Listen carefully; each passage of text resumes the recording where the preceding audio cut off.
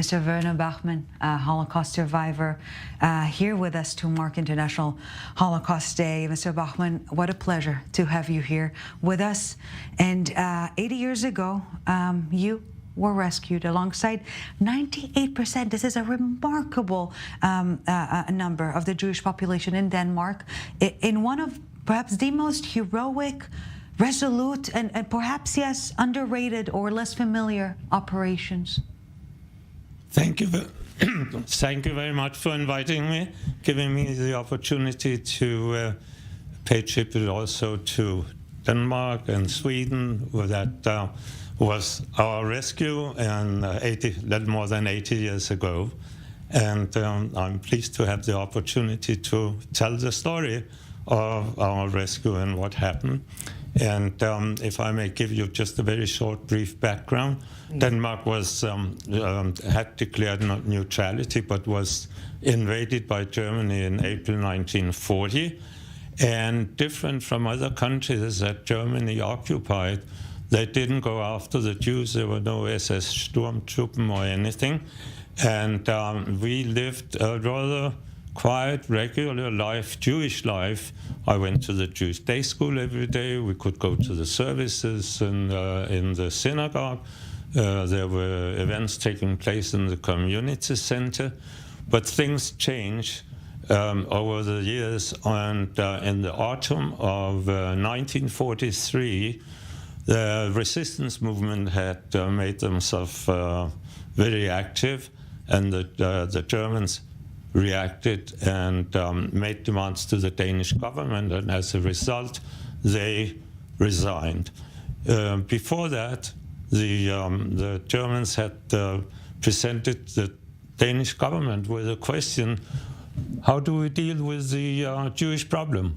And the government and the officials answered, we have no Jewish problem. And problem, yeah. So we were, so to say, left in peace, like the rest of Denmark, to live more or less our normal life under this occupation. As I said, August 1943 made a difference. We're seeing little you now on screen. Let me just point out for our viewers. Sorry? We're seeing the little you now on screen. Yes. Okay. Please continue. Yeah. These pictures are a bit early. Sorry, because the screen where you saw myself between my two brothers was actually the day we went back from our refuge in Sweden after the liberation of Denmark, and we lived in Stockholm during the war, and that day, end of May 1945, we were ready to go back to our home in Denmark. But please, I cut you off in the middle. Doesn't matter, that's fine. So what happened was that the Supreme Commander of the Germans, Dr. Best in Germany and Denmark, suggested to Hitler that with a new political situation, it was time to go for the Jews. He got approval for it. But interestingly enough, he leaked the news to a German officer, naval officer at the German embassy, and he did not agree to the policy of persecuting the Jews. So he leaked the news to two leading social democrats, who, by the way, later became prime ministers in Denmark, and they turned to the president of the Jewish community to give the warning. And at the morning service in the synagogue, because it was just before Rosh Hashanah, the rabbi told everybody who was at the service to be away from their homes that evening on the 1st of October, and to spread the news and warn everybody. We were about 7,500 Jews at that time in Copenhagen, mainly in Copenhagen, in Denmark. Yeah. And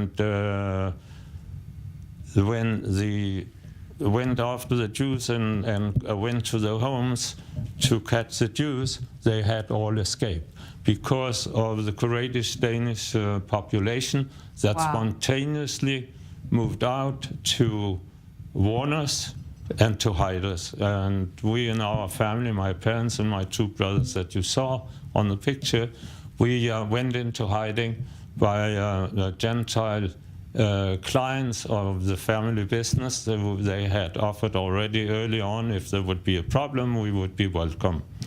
So we, when we had the warning, we went. My mother took the steak and the challah, and we went with more or less the clothes that we were wearing. And Mr. Bachman, you were a little boy back then, and now you're telling it very eloquently, but as a little boy, when your mother is telling you, we need to head out, what goes through your mind? I don't know how much I understood, but I realized that something was going on and we had to go away.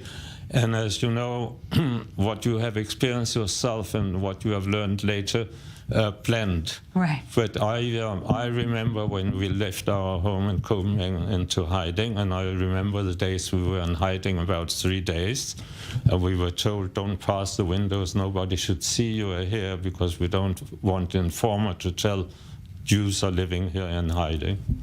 And after the 3 days, somebody from the underground came and told us that now there would be an opportunity to get across the sea, which is between Denmark and Sweden. Mm-hmm. So we went with a taxi driver who was the resistance relied on. They took us to a fisherman's harbor, and we were hiding behind a barn while the Germans patrolled.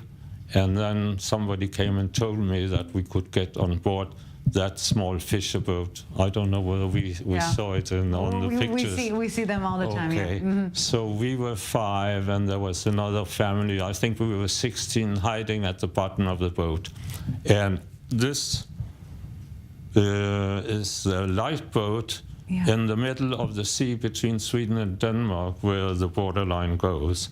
And that's where the fisherman's boat, so to say, delivered us, and we crawled up and on board, and from there they radio the Swedish. So many good people, and a part of the secret to save your life. Yeah, it's amazing. It was really by the Danish population, a spontaneous, by all kind of people.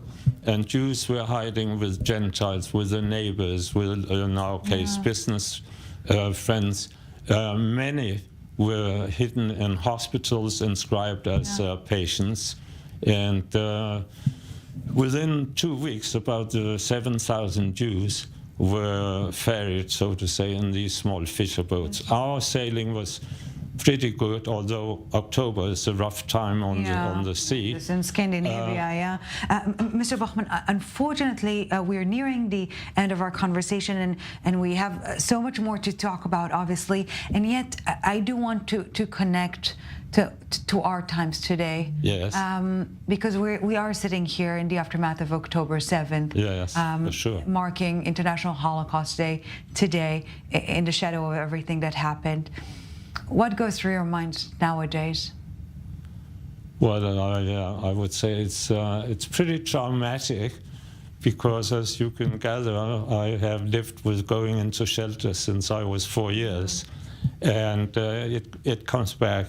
My brother and I, we often talk about those days in our rescue and how remarkable it is. But of course, the situation that I experience now since the 7th of October touches us very deeply, and we get very emotional about it, because we kind of make a connection between those experiences that we had and that unfortunately so many people have suffered and experienced these days here in Israel. Obviously, again, it is not the same.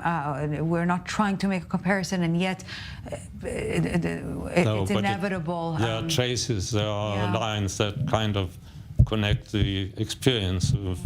And Mr. Bachman, before we conclude, an integral part of your rescue story is, again, as we noted, the kindness of so many people along the way. And perhaps this is the message we will conclude our conversation with. Very good, because I really think it's worthwhile for everybody, for the whole world, to know and get to know and learn what the Danes did for the Jews. It was outstanding, And nowhere in the world where Jews were persecuted did a similar action take place. So it's really a unique, good story among the Holocaust stories. Yeah, the resonating power of kindness.